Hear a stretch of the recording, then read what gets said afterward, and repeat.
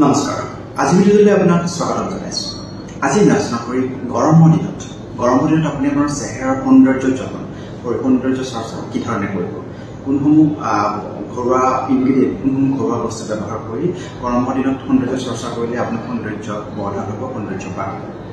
আহক আজি ভিডিঅ'টো আৰম্ভ কৰোঁ।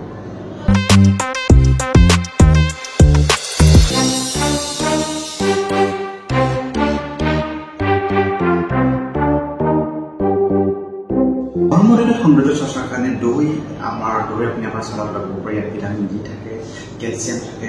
এই ছালৰ উজ্জ্বলতা বঢ়োৱাত এক বিশেষ পৰিমাণে আছে। তিয়হ লগাব পাৰে, ইয়াত মেংগানিজ থাকে।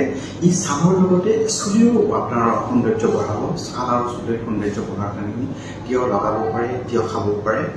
বেচন আমাৰ যদি ছাল যদি খুব অইলি হয়, মুখত যদি কিবা কিবি ওলায়, তো গৰমৰ দিনত আপুনি বেচন যদি লগায়, ই আপোনাৰ আমাৰ ছালৰ আমাৰ যিবোৰ সৰু সৰু ছিদ্ৰ থাকে ছালত, সেই ছিদ্ৰসমূহ মুকলি হয়, খোৱাটো সহায় হয়। তাৰ ফলত ছালৰ উজ্জ্বলতা বাঢ়ে।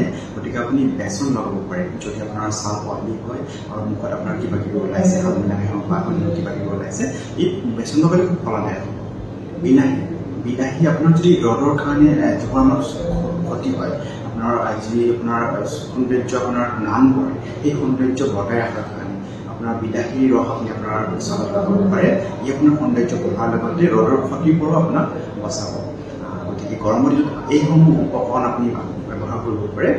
এইখিনিয়ে পৰৱৰ্তী পৰ্যায়ত আকৌ এটা ধন্যবাদ, নমস্কাৰ।